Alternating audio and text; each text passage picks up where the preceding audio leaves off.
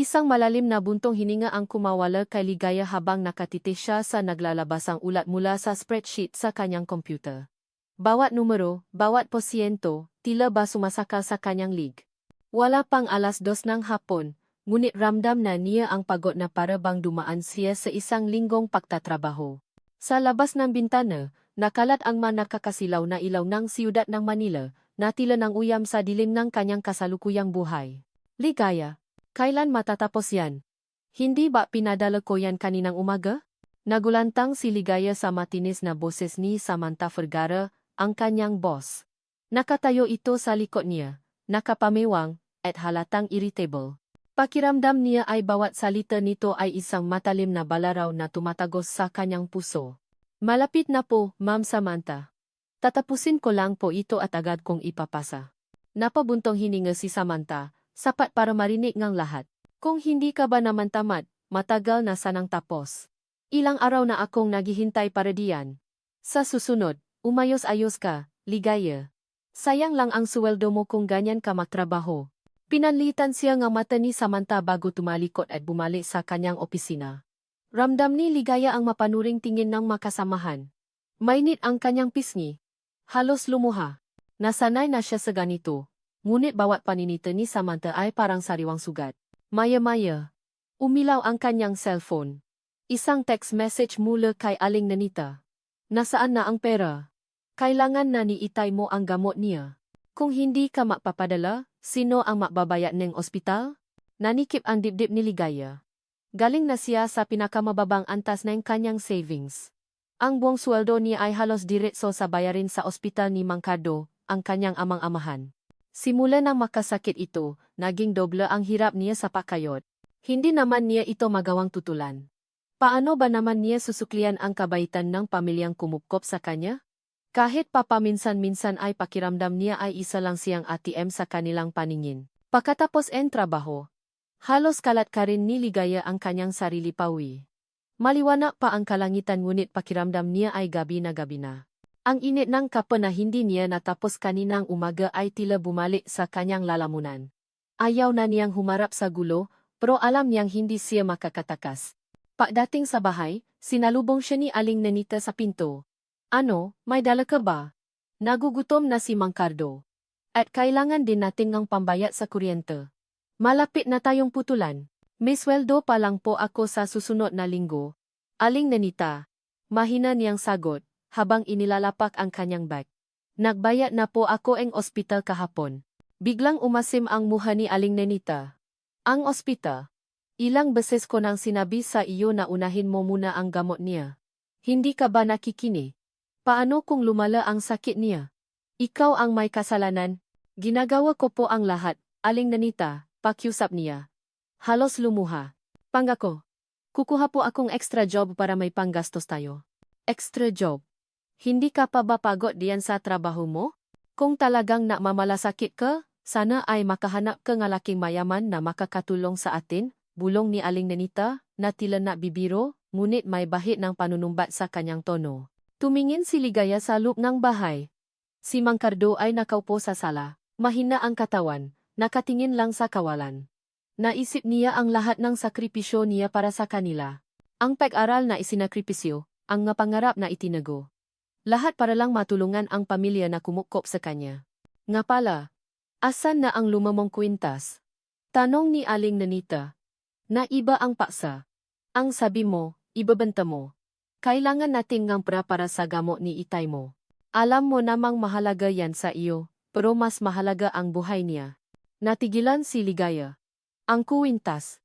Ang tanging alaala niya sa ina na sinasabi ni Aling Nanita na namatay ng bata pa siya. Isang simpleng silver chain na may maliit na hugis pusong locket. Matagal na niyang iniingatan iyon. Ngayon, kailangan na rin niyang pakawalan. Lumabas si Ligaya at umupo sa gilid ng kalsada, sa ilalim ng isang poste ng ilaw. Kinuha niya ang cellphone at tinawagan si Angelo, ang kanyang nobyo. Siya ang tanging pag-asa niya ngayon. Hello, Baba. Bati ni Ligaya, pilit na pinasasaya ang boses.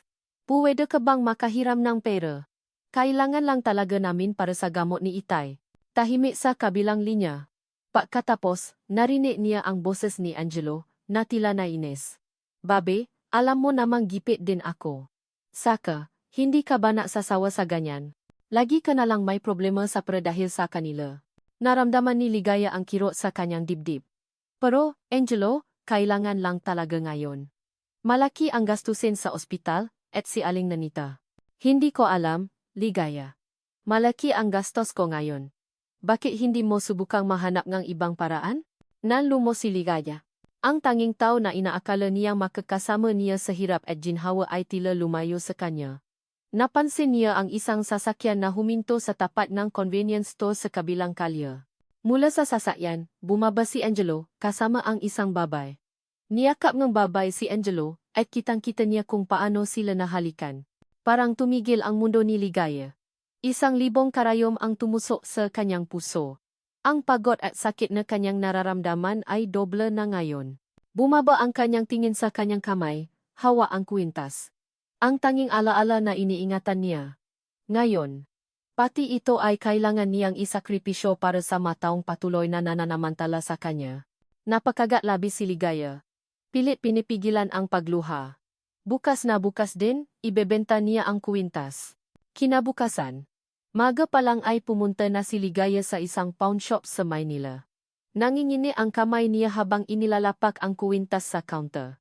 Makano po kaya ito? Tiningnan ng Ale sa counter ang kwintas. Silver lang ito, Hija. Maliit lang ang mabibigay ko. Kahit makano po, pakiusap ni Ligaya, halos mamalimos. Kailangan lang po talaga. Habang inaasikaso nga ala ang mga kapalis, may isang matandang lalaki na pumasok sa pawn shop. Nakasombrero ito at may dalang tungkod. Napansin niya ang kwintas sa counter. Naiba ang ekspresyon ng kanyang mukha. Pasensya na, Hija. Pero parang pamilya sa akin ang kwintas mo? Sabi nga matanda. Na lumapit. Maari ko bang makita? Nag-alangan si Ligaya, ngunit binigay niya ang kwintas. Maingat itong tiningnan ng matanda, na tila sinusuri ang bawat detalye. Saan mo nakuha ito? Hija. Tanong niya. May bahid ng pag-asa sa kanyang boses. Sabi po nanay ko. Ito raw po ang tanging naiwan sa akin ng tunay kong ina. Sagot ni Ligaya. Habang nakatitik sa matanda. Ngumiti ang matanda, ngunit may lungkot sa mga mata nito. Kung ganon, mahalaga nga ito. Maari ba kitang makausap mamaya? May gusto lang akong itanong tungkol dito. Biglang umilaw ang cellphone ni Ligaya. Isang tawa mula sa ospital. Miss Mendoza, bumaba po ang blood pressure ni Mang Cardo. Kailangan po agarang aksyon. Kailangan po ninyong bayaran ang gamot sa lalong madaling panahon. Natigilan si Ligaya. Agad niyang kinuha ang kwintas at ang pera mula sa Ale. Walang pagdadalawang isip na tumakbo siya palabas ng pawn shop. Narinig niya ang patawa ng matanda, ngunit huli na. Nagmamadali siya, halos madapa, hanggang sa maramdaman niyang may nahulog mula sa kanyang bulsa. Hindi na niya ito pinansin. Ang tanging nasa isip niya ay ang buhay ni Mang Cardo. Ang pagmamadali ni Ligaya sa ospital ay tila isang malabong panaginip. Ang bawat hakbang niya ay mabigat, ang bawat hininga ay masakit. Pagdating doon, sinalubong siya nga isang nurse na may malungkot na muka. Hindi na kailangan pang magsalita ng nurse. Alam na ni Ligaya. Pakiramdam niya ay may bumaksa na malaking bato sa kanyang dibdib. Hindi na niya nasagip si Mang Cardo. Napaupo siya sa isang silya sa labas ang emergency room, halos hindi makahinga. Ang kwintas na kaniyang ibinenta, ang huling alaala ng kaniyang ina, naisip niya. Ginawa niya ang lahat, isinakripisyo ang lahat, ngunit huli na ang lahat. Ang pagdududa sa kaniyang sarili ay tila isang lason na dahan-dahang kumalat sa kaniyang ugat. Ilang araw ang lumipas, tila ba lumulutang lang si Ligaya sa kawalan. Hindi niya matandaan kung paano siya nakawi, kung paano siya nakatulog. Ang tanging nararamdaman niya ay ang matinding bigat ng pagkawala ni Mang Cardo at ang naalap na po sa sarili dahil sa pakiramdam na hindi niya nagawa ang lahat. Si Aling Nanita ay walang tigil sa panunumbat. Sinisisi siya sa nangyari. Wala kang kwenta. Kung binigay mo lang sana kaagad ang pera. Buhay pa sana si Cardo. Bakit ba ang tagal mo? Hindi na niya pinansin ang mga salita ni Aling Nanita. Ang bawat salita ay parang suntok sa kaniyang kaluluwa, ngunit wala na siyang lakas para lumaban. Ang tanging gusto niya ay mawala, maglaho. Nang gabing iyon, habang umiyak siya sa kanyang kama, kinuha niya ang cellphone niya. Hinanap niya ang pangalan ni Angelo. Kailangan niya ang kausap. Na masasandalan. Kahit pa nakita niya ito kasama ang ibang baba, umaasa pa rin siya na may natitira pang kabutihan sa puso nito. Angelo, mahina niyang sambit nang sagutin nito ang tawag. Si Mang Cardo. Wala na siya. Tahimik sa kabilang linya. Pagkatapos ng ilang sandali, narinig niya ang boses ni Angelo na tila nagmamadali. Ha? Naku, Ligaya, pasensya na. Wala ako sa mood na yon. Nakakaproblema kasi ako. Tatawagan na lang kita bukas. At ibinaba nito ang tawag. Nanlumo si Ligaya. Ito ba ang pag-ibig na ipinangako ni Angelo sa kanya? Ito ba ang taong sasamahan siya sa hirap at ginhawa? Ang sakit ng pagtataksil ay higit pa sa sakit ng pagkawala. Tila ba ang lahat ng pinakakatiwalaan niya ay unti-unting lumalayo? Makalipas ang isang linggo, napilitan si Ligaya na bumalik sa trabaho. Naiba ang tingin ng kasamahan. May halong awa, may halong sismis. Ngunit isa lang ang pareho. Ang masamang tingin ni Samantha. Isang hapon, habang nag-ayos siya ng mga dokumento, biglang sumulpot si Samantha sa kanyang likuran. Ligaya. Pakidala ito sa accounting. Kailangan na raw nila. Inabot ni Samantha ang isang makapal na folder. Nagulat si Ligaya nang makita ang nilalaman. Ito ay mga dokumento ng gastos ng kumpanya na may mga transaksyon na hindi niya maintindihan. May mga nakasulat na pangalan at numero ng account na pamilya sa kanya. Ang pamilya Mendoza. Napakunot ang ni Ligaya. Bakit may transaction ang pamilya Mendoza sa kumpanya? At bakit malaki ang halaga? Bakit ka nakatunganga diyan, Ligaya? Ihahatid mo ba o hindi? Bulyaw ni Samantha, tila nainip. Nagmadali si Ligaya. Habang naglalakad sa hallway patungo sa accounting department, hindi niya maiwasang sulyapan ang mga dokumento. May isang transaksyon doon na may petsa bago pa siya pumasok sa kumpanya. At ang halaga, napakalaki. Higit pa sa lahat ng kinita niya sa buong buhay niya. Napakagat labi si Ligaya. Nagsisimula na siyang magduda. Bakit kaya may malaking pera ang kumpanya kay Aling Nenita at Mang Cardo? Hindi kaya. Biglang bumangga si Ligaya sa isang lalaki. Nalagla ang lahat ng dokumento. Habang pinupulot niya ang ito, napansin niya ang isang card na nahulog mula sa folder. Isang business card. Nakasulat doon ang pangalan, Gino de la Cruz, Private Investigator. May address at cellphone number. At sa likod, may mali na sulat kamay. Tungkol sa kwintas. Ito ang card na nahulog niya sa pawn shop. Hindi pala ito nawala. May kakaibang kabar na dumaloy sa kanyang dibdib. Bakit may kinalaman ang isang private investigator sa kwintas niya? At bakit nasa mga dokumento ang kumpanya ang pangalan ng pamilya Mendoza? Gabi na.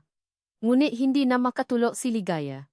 Ang matanong ay patuloy na bumabagaba sa kanyang isip. Kinuha niya ang card ni Gino de la Cruz. Naalilangan siya sandali, ngunit sa huli ay dinyal niya ang numero. Kailangan niyang malaman ang katotohanan. Sinagot ang tawa. Hello. Gino de la Cruz, Private Investigator. Sir, ako po si Ligaya. Yung babay po sa pawn shop. Yung tungkol po sa kwintas. Narinig niya ang pakbuntong hininga sa kabilang linya. Ah, Ligaya. Mabuti at tinawagan mo ako. Matagal na kitang hinahanap. Mayroon akong mahalagang impormasyon para sa iyo tungkol sa kwintas na iyon. Hindi lang ito basta ordinaryong kwintas. Nanikip ang dibdib ni Ligaya. Ano po iyon, sir? Hindi ko ito pwedeng sabihin sa telepono. Kailangan nating makita. Kung gusto mo talagang malaman ang totoo. Makita tayo bukas sa Cafe Luna, 2:00 ng hapon. Huwag kang mag-alala, ligtas ka sa akin. Nagtapos ang tawag. Nangingini ang kamay ni Ligaya habang nakatiti sa kisama. Ang isang simpleng kwintas ay tila nakatatago ng isang malaking sikreto. Ang pamilya Mendoza, si Angelo, si Samantha, at ngayon ay ang misteryosong kwintas na ito. Ang lahat ba ay konektado? Ang gabi ay naging napakahaba para kay Ligaya, na naghihintay sa liwanag ng umaga, at sa katotohanang magbabago sa kanyang buhay. Ligaya napatingin sa labas ng kanyang bintana. Ang nga ilaw ng siyudad ay kumikislap, ngunit sa pagkakataong ito, hindi na ito ng uyam. Sa halip, tila ito ay nabibigay ng pag-asa, ngunit kasabay ng pag-asa ay ang matinding takot. Natatakot siyang malaman ang katotohanan, ngunit mas natatakot siyang manatili sa dilim. Nakpasya siyang kinabukasan, haharapin niya ang katotohanan. Kung anuman ito, handa na siyang labanan. Ang pagtawa ni Gino de la Cruz ang tanging nagbigay liwanag sa madilim na gabi ni Ligaya. Habang pinagmamasdan niya ang umaga na dahan-dahang sumisikat, alam niyang hindi na niya kayang manatili sa bahay nga Mendoza. Ang bawat sulok ng bahay na iyon ay tila sumisigangang pananamantala at pagpapanggap. Ang presensya ni Aling Nanita ay nakdudulot lamang ng lason sa kanyang kaluluwa. Alis na ako, mahina niyang sambit, habang nakatayo sa harap ng salamin. Nagulat siya sa tinig ng sarili. May tapang na hindi niya alam na taglay niya. Kinabukasan, maga pa lang ay inayos na ni Ligaya ang kanyang gagamit. Ilang damit at ang ilan niyang mahahalagang bagay ang inilagay niya sa isang maliit na bag. Hindi na niya kayang manatili pa doon. Ang desisyon ay mahirap ngunit ito lamang ang paraan para makalaya siya mula sa matinding panggigipit ng mga Mendoza. Pagbaba niya sa sala. Nakita niya si Aling Nanita na nakakape. Nilingon siya nito. Saan ka pupunta? May trabaho ka pa? Ah, alis na po ako, Aling Nanita, diretsong sagot ni Ligaya. Hindi niya inilayo ang tingin. Alis? Saan? Sa tingin mo ba may matatanggap sa iyo? Sino ang magbabayad ng mautang natin? Sino ang magbabayad sa pinahirapan namin sa pagpapalaki sa iyo? Sigaw ni Aling Nenita. Unti-anting tumataas ang boses. Sobra na po, Aling Nenita, kalmado ngunit matigas na sambit ni Ligaya. Alam ko po ang totoo. Alam ko po ang tungkol sa perang binigay sa inyo para kalingain ako. Nanlaki ang mata ni Aling Nanita. Anong sinasabi mo?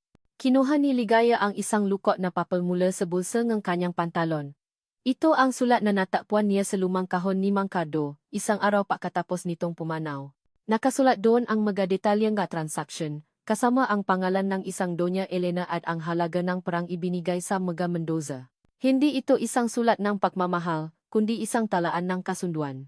Nalaman ko po ang lahat, patuloy ni Ligaya, nanginginig ang boses ngunit may lakas. Hindi po ako ampon na pinulot niyo lang. Binayaran po kayo para kalingain ako. At bakit hindi niyo po sinabi sa akin ang totoo? Namutla si Aling Nenita. Hindi ito makapagsalita. Ang dating matigas nitong mukha ay napalitan ng takot. At ikaw, Angelo. Biglang lumitaw si Angelo mula sa likuran ni Aling Nenita, halatang kanina pa nakikinig.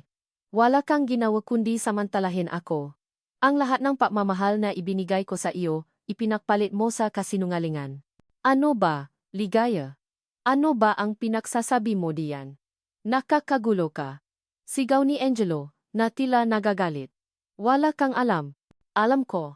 Nakita ko kayong babaeng iyon. Alam kong niloloko mo lang ako. Pareho kayong nanay mo. Aling Nenita. Puro kayo kasinungalingan. Lumapit si Aling Nenita kay Ligaya, susubukan itong sampalin, ngunit mabilis na umurong si Ligaya. Simula ngayon, wala na akong utang na loob sa inyo. Tapos na ang lahat. At sa isang iglap, habang nakikipagtalo siya kay Aling Nenita, biglang nanikip ang dibdib nito. Napahawa ito sa kanyang kaliwang balikat at unti-unting bumaksak. Aling Nenita. Sigaw ni Ligaya, nanlaki ang mamata sa gulat. Napakabilis ang pangyayari. Dumating ang ambulansya, dinala si Aling Nenita sa ospital. Naiwan si Ligaya sa bahay. Mag-isa. Ang galit na kanina'y nag-aalap sa kanyang dibdib ay napalitan ng pag-alala. Sa kabila ng lahat, nanay-nanayan pa rin niya si Aling Nenita.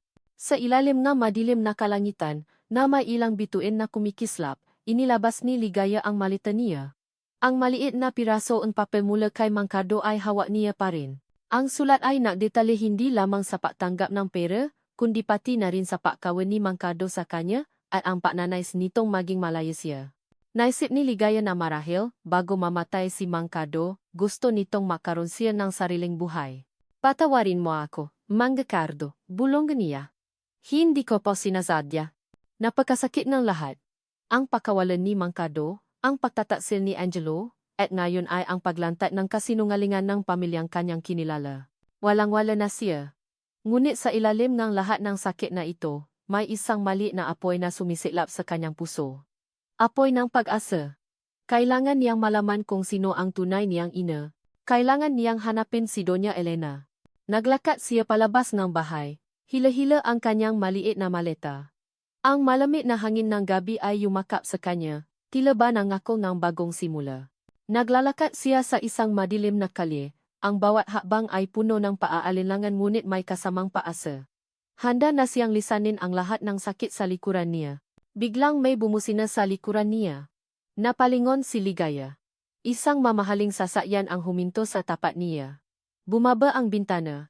At nakita niya ang mukha ni Samantha. Saan ka pupunta, Ligaya? Tanong ni Samantha, na may kakaibang ngiti sa labi.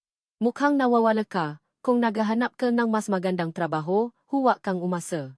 Hindi ko hahayaang makahanap ka ng kahit anong trabaho sa Maynila. Hindi ka makakatakas sa akin. Hindi mo ba alam, Ligaya? Alam ko ang lahat.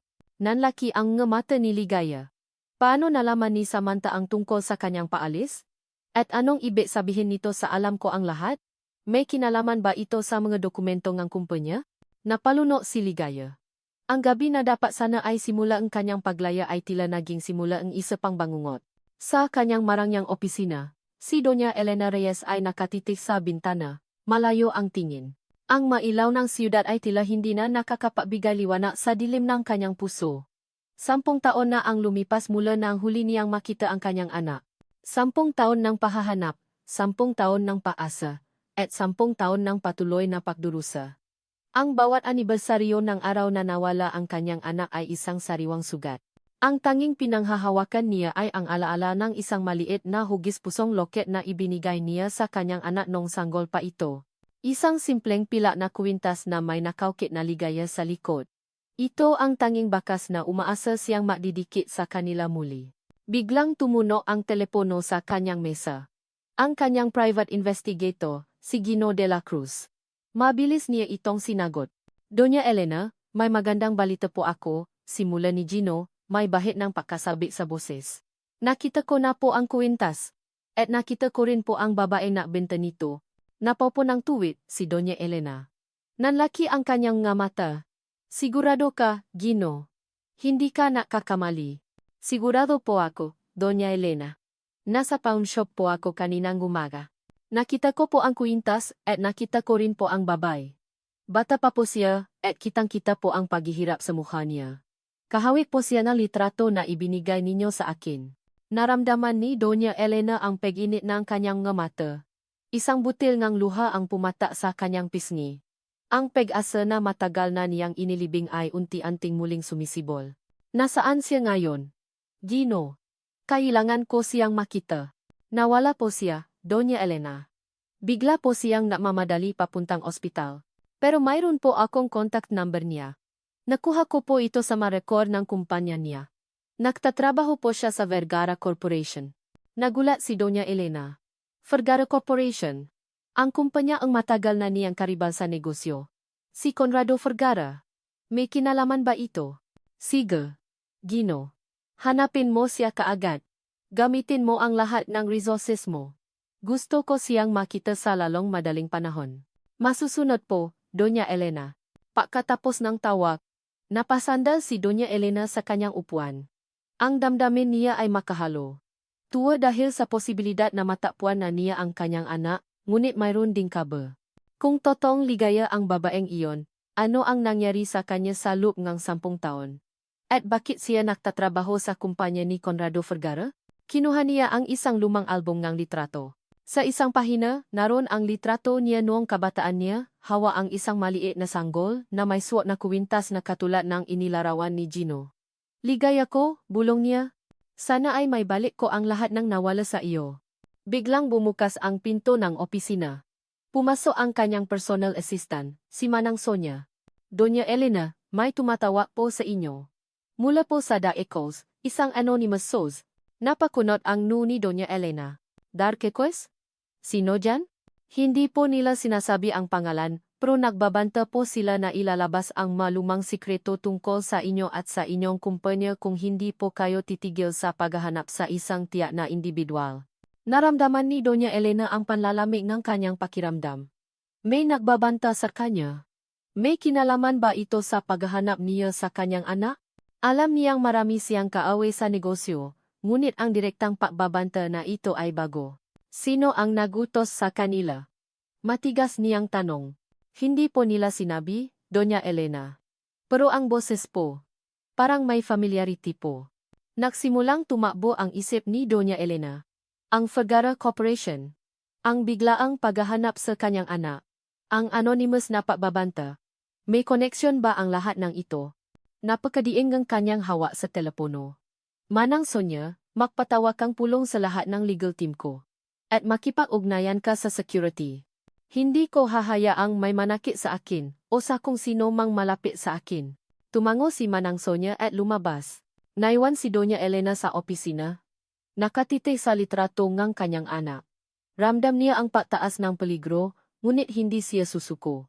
Ang kanyang anak ang tanging pamilya niya. At gagawin niya ang lahat para mahanap ito at protektahan. Ang pagbabanta ay lalo lang nakpatibay sa kanyang desisyon. Alam niyang may nakatago en isang malaking sikreto, at ngayon ay handa na siyang ilabas ang katotohanan. Huminga siya ng malalim. Ang laban ay nagsisimula pa lang. Ang kanyang kalaban ay hindi lamang ang oras, kundi pati na rin ang isang malalim at madilim na lihim na nakabalot sa kanyang nakaraan. At sa bawat sandali na lumilipas, ang bawat hininga ng pag-asa ay tila nagiging isang matinding hula. Ang nga salita ni Samantha ang tanging umalingaw-ngaw sa isip ni Ligaya habang naglalakad siya sa madilim na kalsada. Hindi ka makatakas sa akin. Alam ko ang lahat. Anong ibig sabihin ni Samantha? Alam ba nito ang tungkol sa Mendoza? O may iba pa siyang nalalaman? Ang takot na kanina nanunuo sa kanyang buto ay napalitan ng matinding pakalito. Hindi niya alam kung saan siya pupunta. Sa huli, nawi siya sa isang murang pension house sa Cubao. Maliit ang kwarto, may amoy amag, at tanging isang lumang ventilador ang nagbibigay ng hangin. Ngunit kahit paano, may privacy siya, isang bagay na matagal na niyang hindi naranasan. Inilapa niya ang kanyang maliit na bag sa sahi. Naupo siya sa gilid ng kama, hawa ang business card ni Gino de la Cruz. Ang paasa ay muling sumisilay, ngunit kasabay nito ay ang matinding pangamba. Handa na ba siyang harapin ang katotohanan? Handa na ba siyang malaman kung sino talaga siya, at kung bakit nangyari ang lahat na ito? Kinabukasan, maaga pa lang ay lumabas na si Ligaya para maganap ng trabaho. Kailangan niya ng pera para mabuhay. Ang sulok ng Maynila ay tila napakaliit. Bawat opisina na pinuntahan niya. Bawat aplikasyon na isinumite niya. Tila ba may hadlang? Ang kanyang resume ay may magandang background, ngunit sa bawat job interview, pakiramdam niya ay may nag-aalinlangan sa kanyang kakayahan, o mas masahol pa, may nakakaalam ng kanyang sitwasyon. Pasensya na, Miss Mendoza. Puno na po ang posisyon. Sabi ngang isang HR manager sa isang call center. Kailangan po namin ng mas may karanasan, sabi ngang isa pa sa isang maliit na kumpanya. Napakabigat ng kanyang pakiramdam. Ilang araw na siyang paikot-ikot, ngunit walang nangyayari. Unti-unting nawawala ang pag-asa sa kanyang dibdib. Nagsisimula na siyang paniwalaan ang mga salita ni Samantha. Hindi kaya totoong sinisiraan siya nito? Isang hapon, nakita ni Ligaya ang isang job posting sa isang fast food chain, crew member needed. Kahit hindi ito ang pangarap niyang trabaho, kailangan niyang kumita. Nakmadali siyang ma-apply. Pagdating niya sa branch, nakita niya ang mahabang pila ng mga aplikante. Huminga siya ng malalim at pumila. Habang naghihintay, narinig niya ang isang boses na pamilya. Isang tinik na nabibigay sa kanya ng matinding kaba. Excuse me, may pinirmahan ba kayong kontrata sa branch na ito? Napalingon si Ligaya. At doon, nakita niya si Samantha. Nakatayo ito sa harapan niya. Nakasuot ng simpleng kaswal na damit, ngunit nanatiling matikas at may dating. Nagulat si Ligaya. Anong ginagawa nito rito? Samantha. Mahina niyang sambit. Ngumisi si Samantha, isang ngising puno ang panunukso. Oh, Ligaya. Nagtatago ka ba? Anong ginagawa mo rito? Sa tingin mo ba makatakas ka sa akin? May alam ka sa mga transaksyon ng kumpanya namin, di ba? Wala akong alam sa sinasabi mo, depensa ni Ligaya, kahit na nanginini ang kanyang makamay. Naisip niya ang mga dokumentong nakita niya. Wala kang alam. Talaga lang ha. Alam kong nakita mo ang nga papeles na dinala mo sa accounting. At alam kong may koneksyon ka sa mga Mendoza na yan. Huwag kang makunwari na inosente ka. Ligaya. Lumapit si Samantha, bumulong sa kanya. Hindi ka makakahanap ng trabaho sa Maynila. Siguraduhin kong maghihirap ka. Alam kong may kinalaman ka sa mga sekreto ang pamilya namin, at hindi ko hahayaang makapagsalita ka. Naglakad palayo si Samantha. Iniwan si Ligaya na tuliro at nangingini. Ang masalita nito ay tila matalim na kuko na gumagapos sa kanyang li. Paano nalaman ni Samantha ang tungkol sa mga dokumento? At bakit tila may kinalaman siya sa mga Vergara? Kinabukasan, isang tawag ang kanyang natanggap. Ang fast food chain. Umasa si Ligaya na natanggap siya. Miss Mendoza, pasensya na po. Sa kasamaang palad, hindi po kayo natanggap. Mayroon po kaming nakita sa inyong record na hindi po namin maaring palampasin. May napadala po sa amin ng impormasyon na hindi po kayo mapagkatiwalaan. Napahawa si Ligaya sa kanyang dibdib. Narinig na naman niya ang salita ni Samantha. Talaga ngang sinisiraan siya nito. Hindi lang sa trabaho niya noon, kundi pati na rin sa bawat pagkakataong sinusubukan niyang bumangon. Ang mundo ay tila nagsasara sa kanya. Naramdaman ni Ligaya ang unti-anting pagbabang ng kanyang paasa. Nawalan na siya ng Mangkardo, iniwan siya ni Angelo, niloko siya ng Mendoza. At ngayon, pati ang pagkakataong bumangon ay tila ipinakakait sa kanya. Napaupo siya sa gilid ng kama, at napayak. Naisip niya angkat ni Gino de la Cruz, ito na lang ang tanging paasa niya. Kung totoong may malaking sikreto sa kanyang buhay, kailangan niya itong malaman. Kailangan niya nga totohanan para makalaya siya sa gulo na ito. Inilabas niya ang business card. Hindi na siya mag-aalinlangan. Kailangan niyang harapin ang kung ano man ang naghihintay sa kanya. Ang salita ni Samantha ay nagpatata sa kanyang loop. Hindi siya susuko. Kung may koneksyon si Samantha sa kasinungalingan ng kanyang buhay, kailangan niya itong alamin. Sa loob ng kanyang marangyang opisina, si Samantha Vergara ay nakatitis sa screen ng kanyang laptop. Ngunit ang isip niya ay malayo. Ang mukha ni Ligaya, na nakita niya sa fast food chain, ay patuloy na bumabagaba sa kanya. May kakaibang kirot sa kanyang dibdib nang makita niya ang paghihirap nito. Hindi niya maintindihan kung bakit. Si Ligaya ay isang hamak na empleyado lang, isang taong dapat niyang apakan para mapanatili ang kanyang posisyon. Ngunit bakit tila may bumabagaba sa kanya? Biglang umilaw ang kanyang cellphone. Ang pangalan ng kanyang ama, si Conrado Vergara, ang lumabas sa screen. Huminga siya ng malalim bago sagutin ang tawag. Samantha, nasaan na ang ulat na pinapagawa ko sa iyo? Diretsong tanong ni Conrado, walang pasakalya. At ano na ang balita tungkol sa babaeng iyon? Ligaya, di ba? Dapat ay napatalsik mo na siya sa kumpanya. At dapat ay wala na siyang mahanap na trabaho. Napakagadlabi si Samantha. Opo, Papa. Inaayos ko na po ang ulat. At tungkol po kay Ligaya, sinisiguro ko po na hindi na siya makakabalik sa industriya natin. Hindi na po siya makakahanap ng trabaho. Mabuti, sagot ni Conrado, may bahid ng pagmamalaki sa boses. Tandaan mo, Samantha. Sa mundo ng negosyo, walang awa. Kailangan mo maging matigas, maging walang puso, para makasurvive. Kung hindi, ikaw ang apakan. Opo, Papa. Mahina niyang sagot. Naisip niya ang salita ng kanyang ama. Ito ang mantra na paulit-ulit na itinuturo sa kanya simula pa noong bata siya. Ang pagiging matigas, ang pagiging walang awa. Ito ang naadala sa kanila sa tuktok. Ngunit sa bawat pagulit na masalitang iyon, tila may bumubulong sa kanyang isip na mali ang lahat.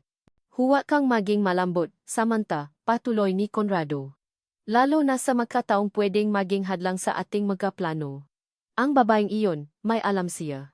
At hindi ko hahayaang makapagsalita siya. Nagtapos ang tawag. Ibinalik ni Samantha ang cellphone sa mesa. Napasandal siya sa kanyang upuan, nakatitik sa kisama. Ang masalitangan niyang ama ay tila isang mabigat na ginto na nakasabit sa kanyang lig. Alam niyang tama ang kanyang ama. Sa mundong ito, kailangan mong maging matigas. Ngunit bakit tila may bahagi sa kanya na ayaw gawin ang lahat ng ito? Naalala niya ang isang insidente noong bata pa siya. Mayroon siyang alagang aso, isang maliit na tuta na kinuha niya sa kalye. Mahal na mahal niya ang tuta na iyon. Ngunit isang araw, nakita siya ng kanyang ama na nilalaro ang tuta. Nagalit si Conrado. Samantha, ano ang ginagawa mo sa maruming hayop na iyan? Hindi ka dapat nakikipaglaro sa ganyan. Hindi ka dapat nagiging malambot. Kinabukasan, nawala ang tuta. Hindi na niya ito nakita. Mula nun, sinubukan niyang maging matigas. Sinubukan niyang sundin ang lahat ng sinasabi ng kanyang ama. Ang pagiging matigas ang susi sa tagumpay. Ang pagiging matigas ang magpapatunay na karapat-dapat siya sa pangalan ng pamilya Vergara. Ngunit nang makita niya si Ligaya, na nakaupo sa sahig ng kanyang maliit na kwarto, na may pagot sa kanyang mamata, may kakaibang pakiramdam na dumaloy sa kanyang dibdib. Awa? Hindi niya maintindihan. Bakit siya maawa sa isang taong dapat niyang ituring na kaawe? Isang gabi, habang naglalakad si Samantha sa hallway ng kanilang mansyon, narinig niya ang boses ng kanyang ama mula sa opisina nito. Nakabukas ng bahagya ang pinto. Hindi niya sinasadya. Ngunit narinig niya ang isang bahagi ng usapan. O, siguraduhin mong hindi na siya makakapagsalita. Ang kwintas na iyon. Mahalaga iyon. At ang babaeng iyon, dapat ay hindi na siya makita ni Elena. Ang lahat ng pinahirapan ko, hindi ko hahayaang masira dahil sa isang hamak na babae. Nanlaki ang mata ni Samantha. Kwintas? Elena? Ligaya?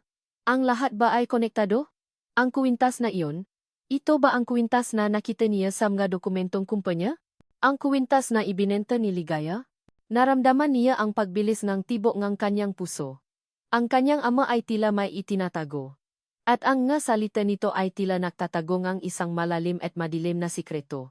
Ang pagiging matigas na itinuro sa kanya ang kanyang ama ay tila nagiging isang gintong hawla na unti-unting sumasakal sa kanya.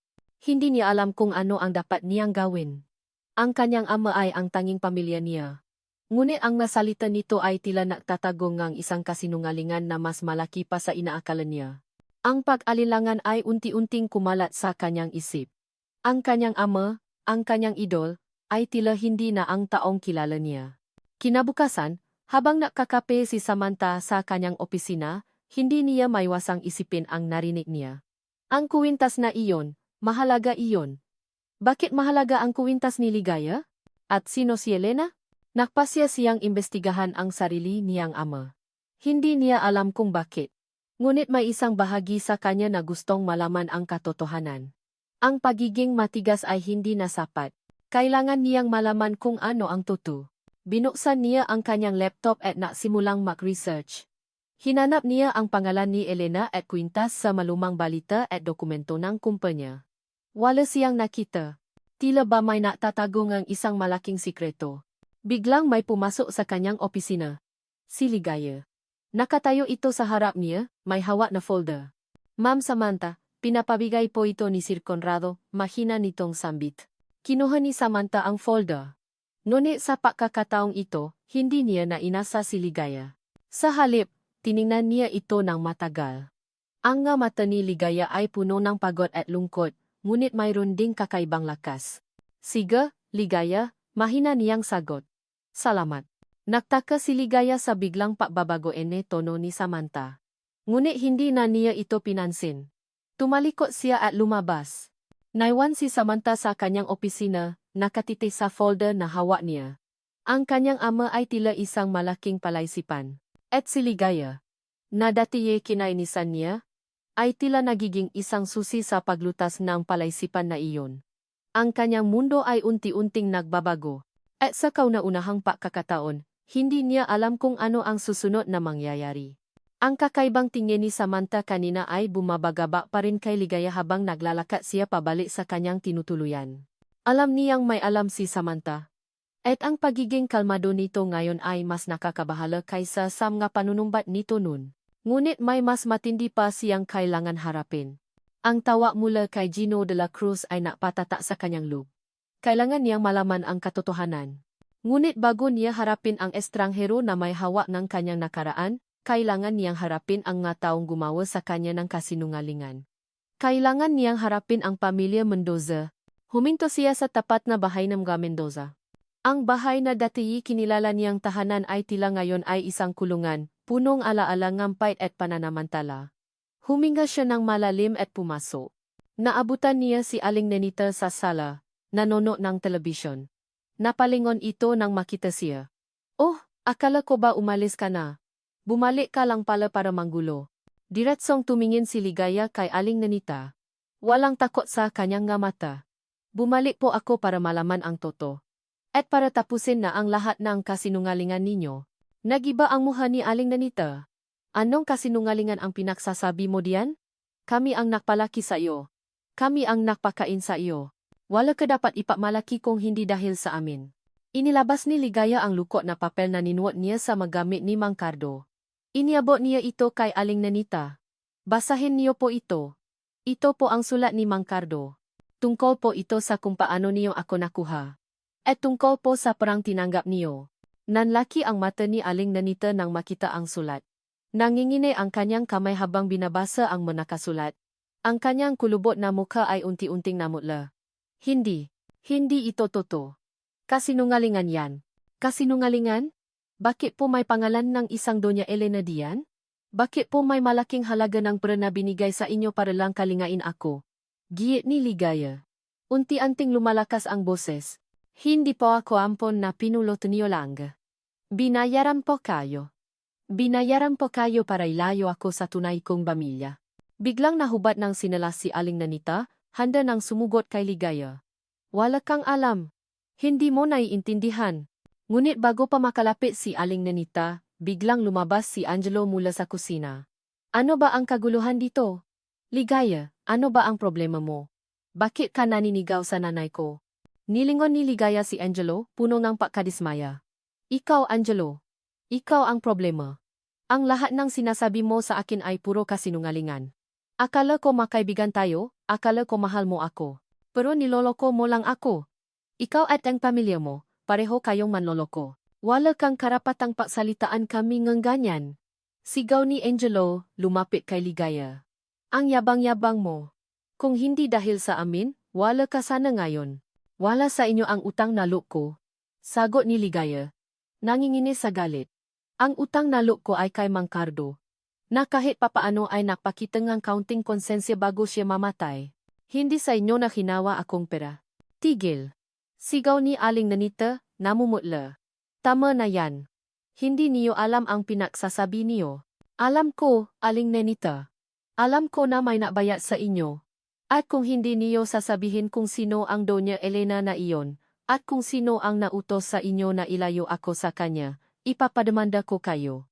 Banta ni Ligaya. Biglang nanikip ang dibdib ni Aling Nanita. Napahawa ito sa kanyang kaliwang balikat. Ang kanyang mamata ay nanlaki. At unti-unti siyang nawalan ng balansa. Aling Nanita. Sigaw ni Ligaya at Angelo. Sabay-sabay. Ngunit huli na ang lahat. Unti-unting bumaksa si Aling Nanita sa sahi, walang malay. Napuno ngang gulo at takot ang bahay. Tinulungan ni Angelo si Aling Nanita, habang si Ligaya ay nakatayo lang, tuliro. Hindi niya inaasahan ang mangyayari. Ang pagdududa, ang galit, ay napalitan ng paalala. Sa kabilang ang lahat ng sakit na idinulot ni Aling Nanita, nanay-nanayan pa rin niya ito. Dumating ang mga paramedics at dinala si Aling Nanita sa ospital. Naiwan si Ligaya at Angelo sa bahay, tahimik at puno ng tensyon. Masaya ka na? Mapait na tanong ni Angelo. Ngayon, wala na si Mama. Wala ka nang sisisihin. Nilingon ni Ligaya si Angelo. Hindi ko ito ginusto. Angelo, gusto ko lang malaman ang totoo. At sana ay sabihin mo rin ang totoo. Kung sino ang nagutos sa inyo. Napaling si Angelo. Wala kang alam, Ligaya. Malaki ang kalaban mo. Biglang naalaala ni Ligaya ang salita ni Samantha. Alam ko ang lahat. May koneksyon ba ang lahat ng ito? Sino, Angelo? Tanong ni Ligaya, mas mariin. Sino ang nagutos sa inyo? Sino ang Doña Elena na ito? Napabuntong hininga si Angelo. Hindi ko pwedeng sabihin. Ligaya. Delikado. Ngunit sa kanyang mamata, may bahid ng takot. Delikado. Ulit ni Ligaya. Mas delikado pa sa buhay ko ngayon. Sa lahat ng kasinungalingan na pinaniwala niyo sa akin. Umiling si Angelo. Basta, Ligaya. Ang masasabi ko lang, may nagbigay ng malaking pera sa amin nun para alagaan ka. At ang taong iyon, ayaw niyang malaman mo ang totoo. At lalong ayaw niyang mahanap ka ni Doña Elena. Nalami ang dugo ni Ligaya. Sino ang taong ito? Bakit ayaw niyang malaman niya ang totoo? At bakit niya ipinagbabawal na mahanap siya ni Doña Elena? May isang mas malalim at madilim na sikreto ang nakatago sa likod ng lahat ng ito. Ligaya na patingin sa paligid. Ang bahay na ito, ang pamilyang ito, ang taong minsan niyang minahal. Lahat sila ay nakapalop sa isang malaking kasinungalingan. Hindi na siya makakatira dito, kailangan niya ng bagong simula, isang bagong buhay, kung saan walang anino nga nakaraan na susundan sa kanya. Alis na ako, Angelo, mahina niyang sambit. Hindi na ako babalik dito. Tumayo siya, hinawakan ang kanyang maliit na bag. Habang naglalakad siya patungo sa pinto, narinig niya ang boses ni Angelo. Ligaya. Hindi mo pwedeng gawin yan. Nasaan ka pupunta? Delikado sa labas. Ngunit hindi na siya lumingon. Nakpatuloy siya sa paglalakad, papalabas sa bahay na puno ng kasinungalingan. Ang kanyang puso ay puno ng sakit, ngunit mayroon ding kakaibang lakas. Kailangan niyang malaman ang totoo. Kailangan niyang hanapin si Doña Elena. Ito na ang huling piraso ng kanyang pagkatao na kailangan niyang buuin. Paglabas niya ng pinto, isang sasakyan ang biglang huminto sa tapat ng bahay. Lumabas mula rito ang isang pamilya na anino. Si Samantha Vergara. Nakatayo ito sa harap niya, ang mamata ay nakatiti sa kanya, tila may alam sa lahat ng nangyari. At sa likod niya, may isang matandang lalaki. Si Conrado Vergara. Nanlaki ang mata ni Ligaya. Bakit sila nandito? Alam ba nila ang lahat? At anong ibig sabihin ng pagdating nila sa ganitong oras? Ang pag-asa ay tila isang marupok na bulaklak na unti-unting namumukakat sa puso ni Doña Elena. Bawat sandali na lumilipas, ang kanyang isip ay nakatuon sa paghihintay ng balita mula kay Gino de la Cruz. Ang posibilidad na buhay pa ang kanyang Ligaya ay tila nagbibigay buhay sa kanyang matagal nang namatay na kaluluwa. Sa kanyang opisina, ang mga dokumento ay nakakalat sa mesa. Ang nga ulat ng kanyang nga tauhan, ang nga financial statements ng kanyang kumpanya, lahat ay tila walang saysay. Ang tanging mahalaga ay ang pahahanap sa kanyang anak. Biglang umilaw ang kanyang telepono. Si Gino de la Cruz. Agad niya itong sinagot, halos hindi makahinga. Doña Elena, mayroon po akong nga bagong impormasyon. Simula ni Gino, seryoso ang boses. Nalaman ko po ang address ng pamilya Mendoza. Ang pamilyang kumupkop kay Ligaya. At mayroon po akong nakitang kakaiba sa kanilang financial records. Ano iyon, Gino? Tanong ni Doña Elena, nananabi. Mayroon po silang natanggap na malalaking halaga ng pera mula sa isang anonymous fund, Doña Elena. Regular po ang pagpapadala ng pera, simula pa noong mga panahong nawala ang inyong anak. At ang mahalagang ito ay hindi tukmo sa kanilang trabaho o pinakakakitaan. Nanlaki ang mata ni Doña Elena. Isang anonymous fund? Malaking halaga? Ang kanyang hinala ay unti-unting nagiging katotohanan. May nabayad sa mga Mendoza para kalingain ang kanyang anak. Ngunit sino? At bakit? Mayroon pa po, patuloy ni Gino. Nakahanap po ako ng lumang dokumento mula sa isang orphanage na may koneksyon sa inyo noon.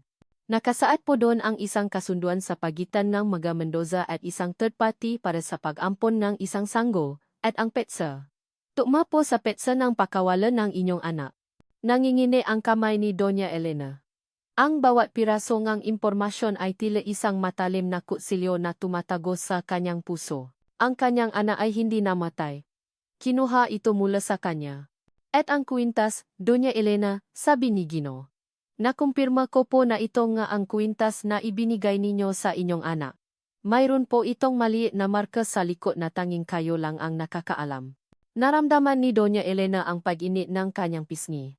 Ang maluha ay unti-unting dumaloy. Ang kanyang ligaya ay buhay. At ang kwintas na iyon ang naging tulay para matakpuan niya ito. Sino ang third party na iyon, Gino? Tanong ni Doña Elena, matigas ang boses. Sino ang nabayad sa kanila? Sino ang kumuha sa aking anak?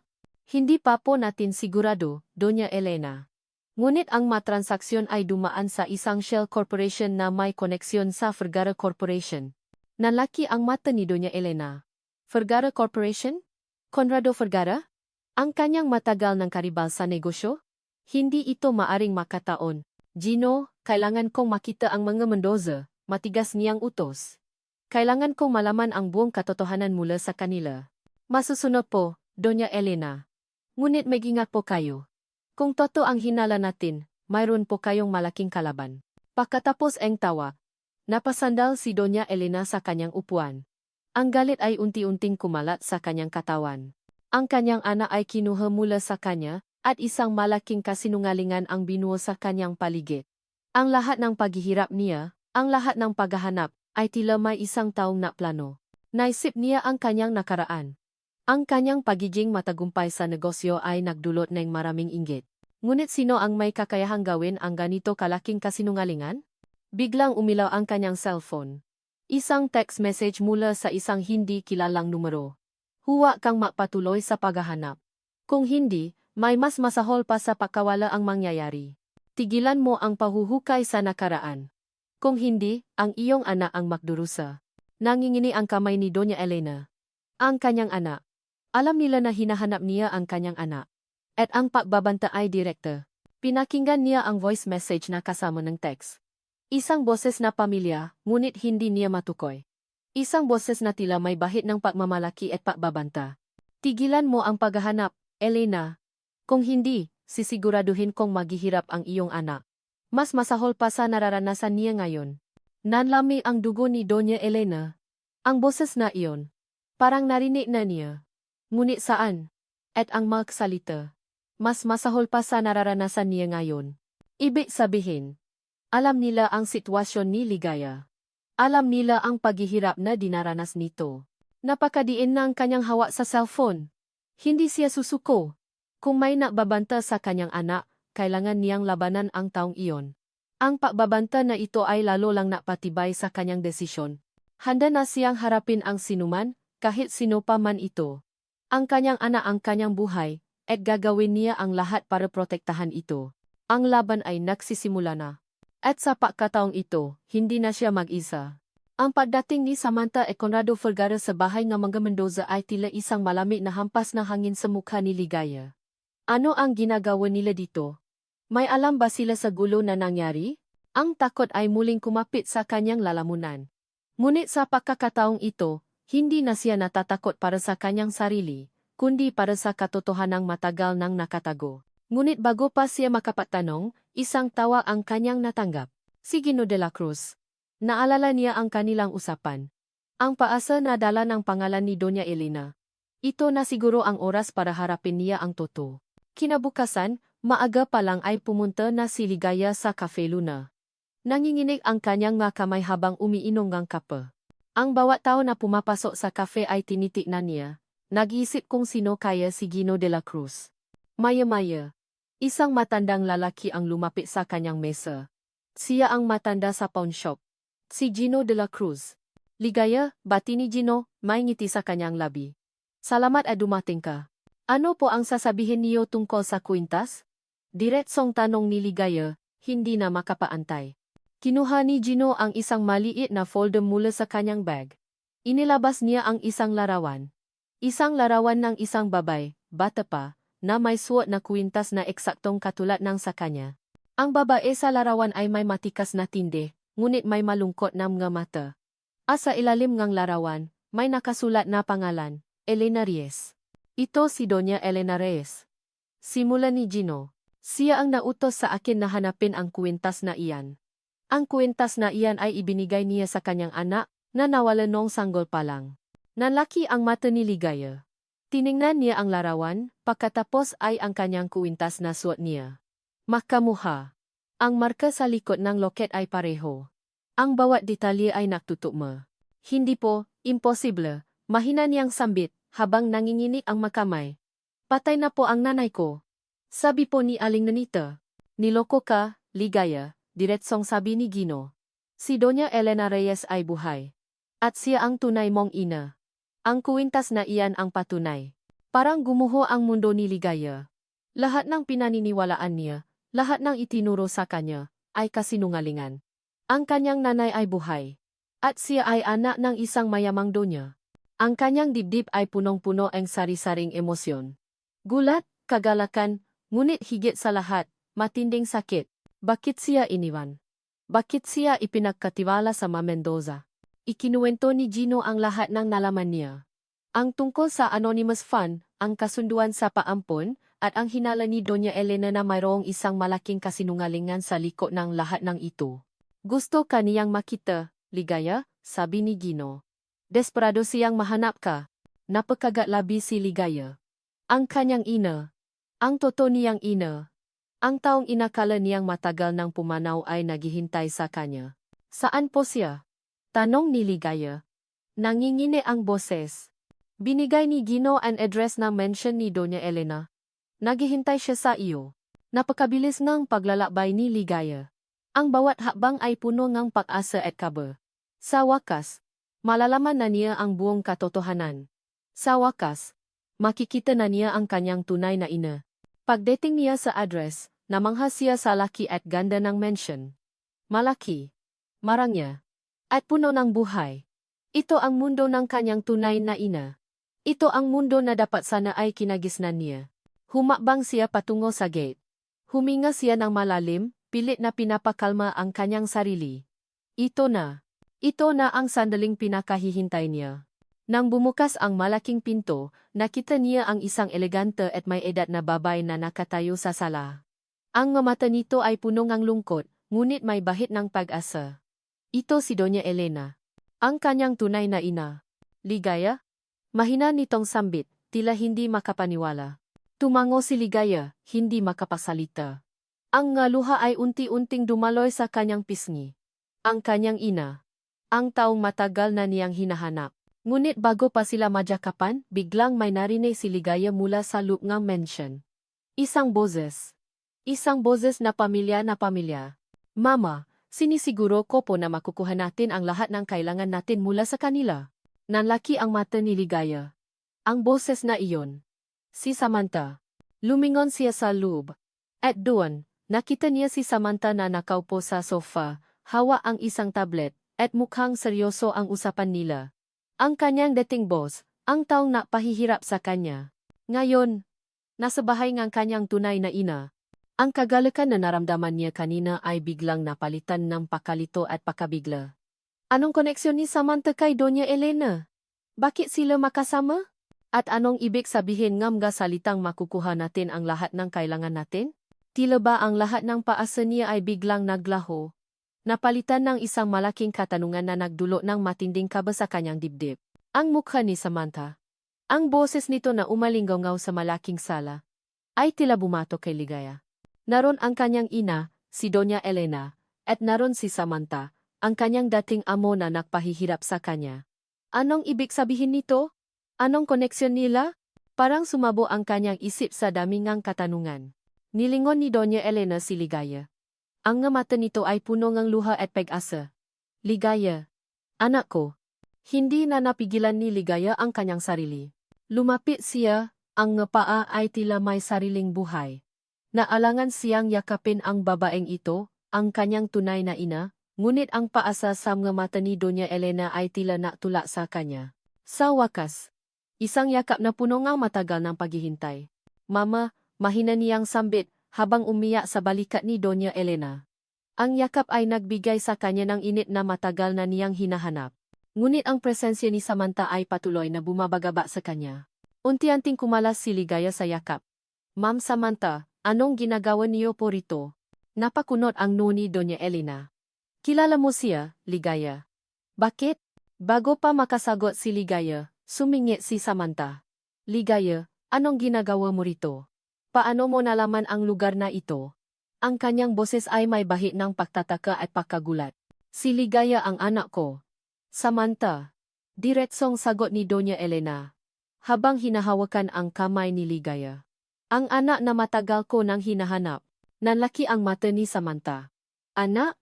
Impossible. Pero, ma'am, ang sabi po ni Papa. Anong sinasabi ng Papa mo? Matigas na tanong ni Doña Elena. Habang nakatingin kay Samantha. Umupo silang tatlo sa sala. Ikinuwento ni Doña Elena ang lahat.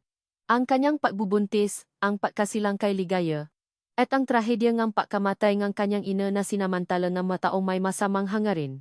Kung paano siya niloko na patay na ang kanyang anak. Ang lahat ng pahanap niya sa loob ng 10 taon.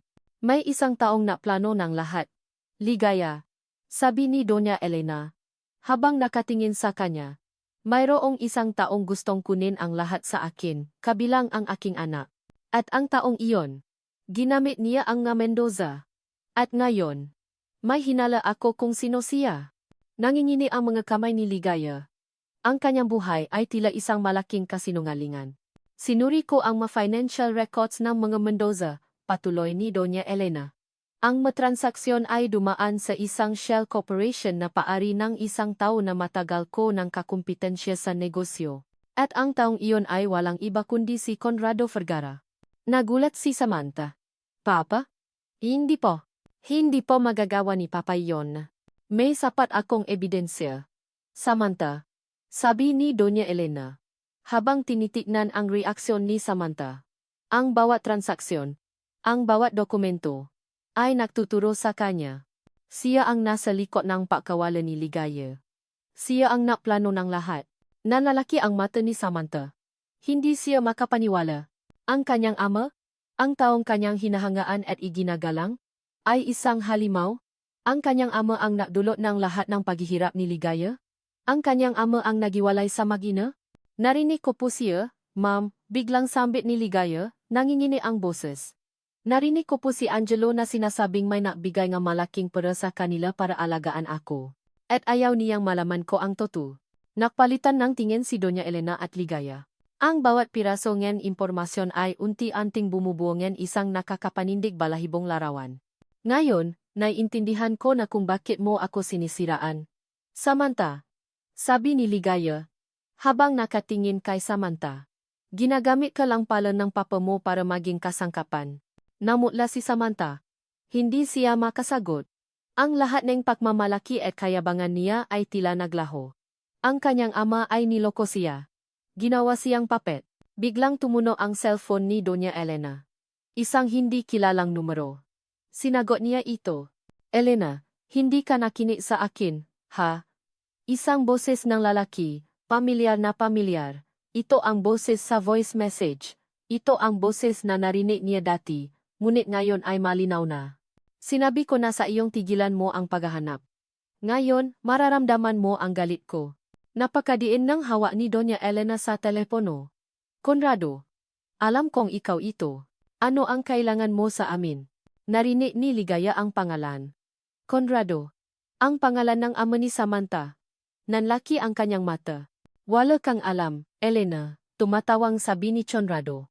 Ang lahat ng pinahirapan ko, hindi ko hahayaang sirain mo. Akala mo ba matatago mo ang anak mo? Akala mo ba ligtas ka na? Nakakamali ka. Nanginig ang buong katawan ni Ligaya. Nakita niya ang takot sa mukha ni Doña Elena. Alam ni Conrado na makasama sila. Narito ako sa labas ng inyong bahay, Ligaya, patuloy ni Conrado sa telepono, ang boses ay puno ng pagbabanta. Nakikita ko kayo. Ang laro ay nagsisimula pa lang. Nanginginig ang kamay ni Doña Elena habang ibinababa ang telepono. Nandito siya, Ligaya. Nandito si Conrado. Napatingin si Ligaya sa bintana. Ang kanyang dibdib ay punong-puno ng matinding kaba at takot. Ang kanyang ina. Ang kanyang sarili. Lahat sila ay nasa panganib. Ito ba ang katotohanan na hinahanap niya? Isang katotohanan na puno ng pahamakan. Naramdaman niya na tila ba ang lahat ng kanyang pag-asa, ang lahat ng kanyang pangarap, ay biglang nawala. Ang kanyang mundo ay gumuho. Ang kanyang ina ay nasa panganib dahil sa kanya. All is lost. Ang banta ni Conrado Vergara ay tila isang malamig na kamay na humawa sa puso ni Ligaya. Ang kanyang ina, si Doña Elena, ay namutla rin sa takot. Ngunit sa gitna ng matinding pangamba, may isang bagay na natulak kay Ligaya. Ang galit. Galit sa lahat ng kasinungalingan, galit sa lahat ng pananamantala. Hindi na siya ang Ligaya na madaling apihin. Kailangan ko pong harapin ang mga Mendoza, Mama, matigas niyang sambit, habang nakatingin kay Doña Elena. Kailangan kong tapusin ang lahat ng ito bago natin harapin si Conrado. Nag-alangan si Doña Elena. Ngunit nakita niya ang determinasyon sa mga mata ng kanyang anak. Sige, Ligaya. Sasamahan ka namin ni Samantha. Nagulat si Ligaya nang marinig ang pangalan ni Samantha. Nilingon niya ito. Si Samantha ay nakatayo sa isang sulok, ang kanyang mukha ay seryoso at may bahid ng pagkabahala. Hindi na ito ang dating Samantha na puno ng yabangan. Kailangan ko ring harapin ang katotohanan, Ligaya, mahina niyang sambit. Ang lahat ng ito, may kinalaman din ako. Kinabukasan, maaga pa lang ay dumating na si Ligaya, Doña Elena, at Samantha sa bahay ng Mendoza. Ang bahay na iyon ay tila mas maliit at mas madilim ngayon. Si Aling Nanita ay nakaupo sa sala, tila bagong labas lang ng ospital, mahina pa ang katawan. Si Angelo ay naroon din, nakaupo sa tabi niya. Nagulat si Aling Nanita nang makita si Ligaya, kasama ang dalawang babae na tila mayaman at makapangyarihan. Ligaya, anong ginagawa mo rito? At sino ang makasama mo? Narito po ako para malaman ang totoo, Aling Nanita, diretsong sagot ni Ligaya. Ang kanyang boses ay matatag. At para tapusin na ang lahat ng kasinungalingan ninyo, lumapit si Doña Elena, hawa ang kamay ni Ligaya. Ako si Elena Reyes. Ako ang tunay na ina ni Ligaya. At alam ko ang lahat ng ginawa ninyo sa kanya. Nalaki ang mata ni Aling Nanita. Namula ito. Hindi. Hindi ito totoo. Sino ka ba? Mayroon po akong ebidensya, Aling Nanita, sabi ni Ligaya, habang inilalabas ang lukot na papel ni Mang Cardo. Ito po ang sulat ni Mang Cardo. Nakasulat po dito ang lahat ng kasunduan niyo sa paampon sa akin. At ang perang tinanggap niyo. Nangingini ang kamay ni Aling Nanita habang kinukuha ang sulat. Binasa niya ito, at unti-unting lumabas ang maluha sa kanyang mamata. Hindi. Hindi ko ginusto ito. Hindi mo ginusto? Matigas na tanong ni Ligaya. Pero ginawa niyo pa rin. Sinamantala niyo ang sitwasyon ko. Ginawa niyo akong ATM. At niloko niyo ako na patay na ang nanay ko. May naguto sa amin, sigaw ni Aling Nanita, umiyak. May nagbigay sa amin ng malaking pera. At sinabi niya na huwag naming sasabihin ang totoo. Kung hindi, mapapahamak kami. Sino? Tanong ni Doña Elena. Matigas ang boses. Sino ang nagutos sa inyo? Biglang sumingit si Angelo. Wala kayong alam. Hindi niyo naintindihan ang sitwasyon namin. Kailangan namin ng pera. Nilingon ni Ligaya si Angelo, puno ngang pakadismaya. Ikaw, Angelo. Ang lahat ng sinabi mo sa akin, puro kasinungalingan. Ang pagmamahal mo, puro panloloko. Nakita ko kayo ngang babaeng iyon. Wala kang karapatang maksalita tungkol sa paghihirap, dahil ikaw ang nadulot ng paghihirap sa akin. Namutla si Angelo. Hindi ito makasagot. At ikaw, Aling Nanita, patuloy ni Ligaya. Alam kong may kinalaman kayo sa lahat ng nangyari sa akin. Ang lahat ng paghihirap ko, ang lahat ng sakit na naramdaman ko, ay dahil sa inyo. Hindi na ako babalik dito. At sisiguraduhin, kung malalaman ng lahat ang totoo. Biglang lumapit si Samantha.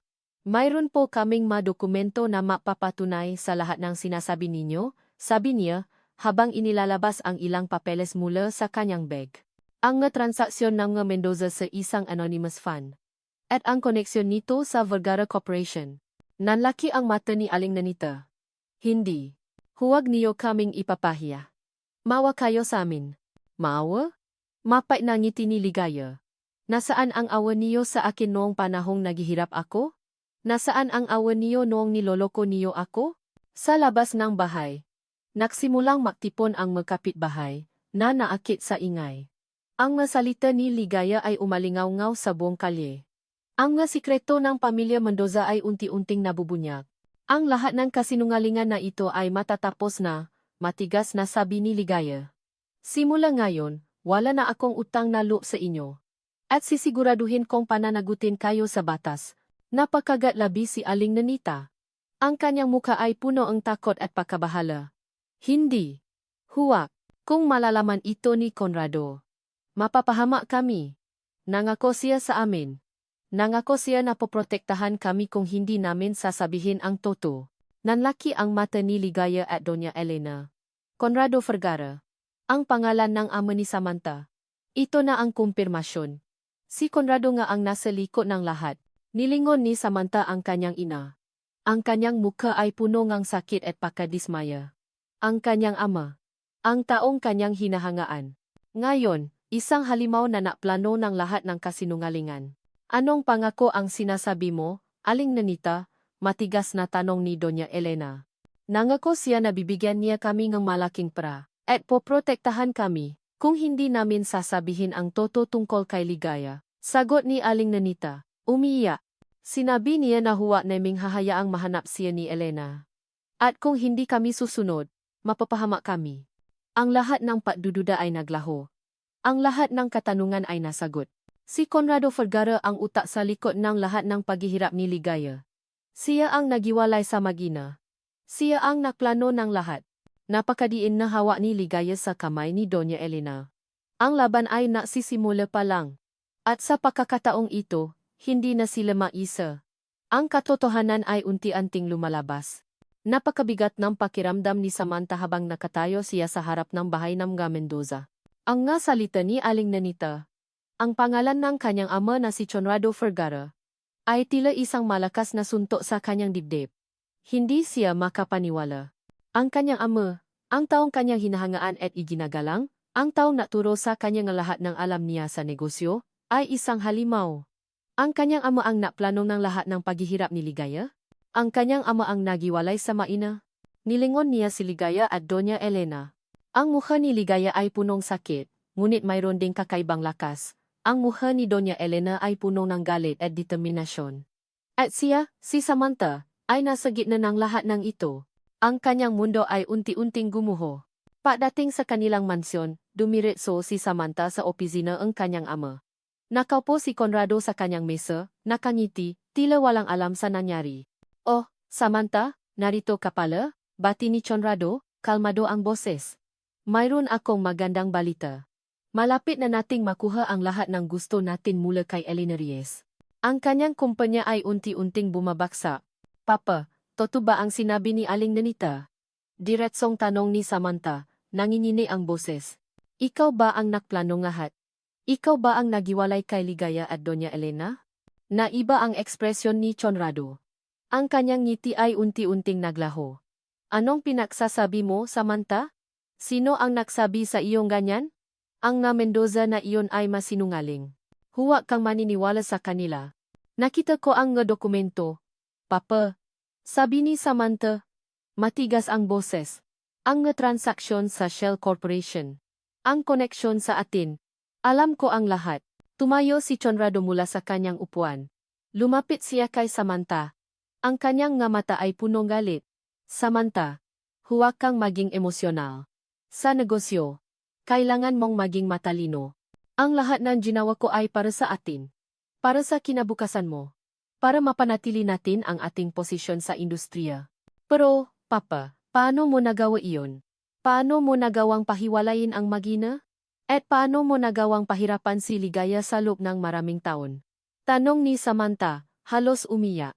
"Hindi mo naintindihan, Samantha," sabi ni Conrado, may bahid ng pagmamalaki sa boses. "Si Elena Reyes ay isang hadlang, kailangan siyang mawala.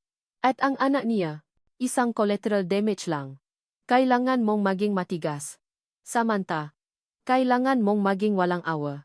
Kung hindi, ikaw ang mawawalan." "Hindi, Papa," sigaw ni Samantha. "Hindi ko ito kayang gawin. Hindi ko kayang maging katulad mo. Ang lahat ng itinuro mo sa akin ay mali. Ang lahat ng ginawa mo ay mali." "Kung ganun, Samantha," matigas na sabi ni Conrado, "kung hindi ka susunod sa akin, wala kang lugar sa pamilyang ito. Wala kang lugar sa kumpanyang ito." "Kung ganon, wala na po akong lugar dito," sagot ni Samantha, matigas ang boses. "Hindi ko po kayang panindigan ang kasinungalingan niyo. Hindi ko po kayang maging bahagi ng kasamaan niyo." Tumalikod si Samantha at lumabas ng opisina. Ang kanyang puso ay punong-puno ng sakit, ngunit mayroon ding kakaibang lakas. Ang kanyang ama ay niloko siya. Ngunit sa pagkakataong ito, hindi na siya mapapaloko. Dumiretso siya sa kwarto ng kanyang ama. Alam niyang mayroon itong isang lihim na safe sa likod ng isang painting. Matagal na niyang alam ang code dahil minsan ay pinakita ito sa kanya ng kanyang ama nung bata pa siya bilang pagtitiwala. Binuksan niya ang safe. Sa loob, naroon ang mga dokumento. Malumang kontrata, mga financial statements, at mga sulat. Kinuha niya ang lahat ng dokumento na may kinalaman sa mga transaksyon sa anonymous fund, at ang mga sulat na napapatunay sa koneksyon ni Conrado sa mga Mendoza. Mayroon ding isang lumang litrato ni Doña Elena na may nakasulat sa likod, "Ang huling hadlang." Nangingini ang kanyang makamay habang hawa ang mga dokumento. Ito ang ebidensya. Ito ang magpapatunay sa lahat ng kasinungalingan ng kanyang ama. Kinabukasan, pumunta si Samantha sa mansion ni Doña Elena. Nakaupo si Ligaya at Doña Elena sa sala, nag-uusap. Nagulat sila nang makita si Samantha. "Samantha?" tanong ni Doña Elena, nag-alangan. "Ma'am Elena, Ligaya," simula ni Samantha, ang kanyang boses ay puno ng pagsisisi. Gusto ko pong humingi ng tawa sa lahat ng ginawa ko sa inyo. Sa lahat ng panunumbat ko, sa lahat ng pagpapahirap ko. Hindi ko po alam ang totoo.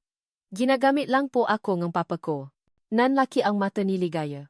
Hindi siya makapaniwala sa kanyang narinig. Nandito po ako para tumulong, patuloy ni Samantha.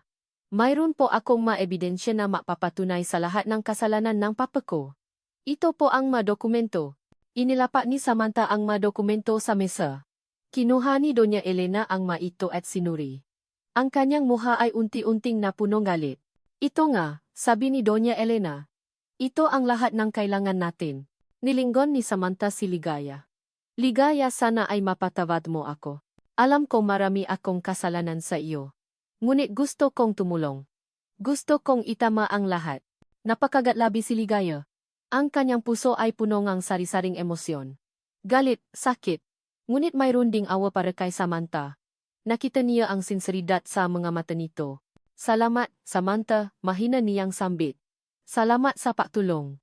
Ngumiti si Samantha, isang ngiting puno ng pag-asa. Sa wakas, may ginagawa siyang tama. Sa wakas, mayroon siyang paninindigan. Ang kanyang pababago ay nagsisimula pa lang. At sa pagkakataong ito, handa na siyang harapin ang lahat ng hamon, kasama ang kanyang bagong pamilya. Ang dokumento na dala ni Samantha ay tila isang malaking pada na gumuho, naglalantat ng lahat ng kasinungalingan at panlilinlang ni Conrado Vergara. Ang pakabigla at galit ni Ligaya ay lumalim, ngunit kasabay nito ang isang bagong lakas. Hindi na siya mag-isa sa laban na ito. Kasama niya ang kanyang ina, si Doña Elena, at maging si Samantha, na ngayon ay kakampi na nila. Salamat, Samantha. Matigas ngunit may bahid ng pasasalamat na sambit ni Doña Elena. Hindi ko akalain na tutulungan mo kami. Kailangan ko pong itama ang mali, ma'am, sagot ni Samantha. Ang kanyang mata ay seryoso. Hindi ko po kayang panindigan ang kasinungalingan ng papa ko. Kinabukasan, maaga pa lang ay dumating si Gino de la Cruz sa mansion ni Doña Elena. Sinuri niya ang lahat ng dokumento na dinala ni Samantha. Habang binabasa niya ang papeles, unti-unting lumabas ang detalyeng isang malaking operasyon ng panlilinlang na pinangunahan ni Conrado Vergara. Ang pagkang transaksyon, ang Dumi Corporation, ang lahat ay nakasulat doon. Malakas ang ebidensya na ito, Doña Elena, sabi ni Gino, habang nakatingin sa kanilang tatlo. Sapat na ito para kasuhan si Conrado Vergara. Napakagatlabi si Ligaya. Ito na. Ito ang sandaling pinakahihintay niya. Ang paharap sa taong nagdulot ng lahat ng pahihirap niya. Kailangan nating makplano ng maigi, sabi ni Doña Elena. Hindi ordinaryong tao si Conrado Vergara. Kilala niya ang mabutas sa sistema. Kailangan nating maging doble ingat. Nakasundo sila na magsasampa ng kaso laban kay Conrado Vergara. Ngunit bago ito, kailangan nilang gawing pampubliko ang lahat ng nalaman nila. Kailangan malaman ng lahat ang tunay na kulay ng negosyante. Ilang araw ang lumipas. Ang balita tungkol sa kaso laban kay Conrado Vergara ay kumalat na parang apoy sa tuyong damo. Ang media ay nakakagulo. Ang pangalan ni Conrado Vergara, na dati iginagalang sa mundo ng negosyo, ay unti-unting nagiging simbolo ng katiwalian at kasamaan. Ngunit hindi basta-basta susuko si Conrado. Gumanti siya. Pinuno niya ang media ngang mabalita na sumisira sa reputasyon ni Doña Elena at Ligaya. Sinabi niya na si Doña Elena ay isang mapanlinlang na negosyante at si Ligaya ay isang oportunista. Nagkaroon ng press conference si Doña Elena, kasama si Ligaya at Samantha. Naglakad sila sa harap ng maraming mamamahaya. Ang kanilang mukha ay puno ng determinasyon. Ako po si Doña Elena Reyes, simulan ni Doña Elena, matata ang boses. At ito po ang aking anak, si Ligaya.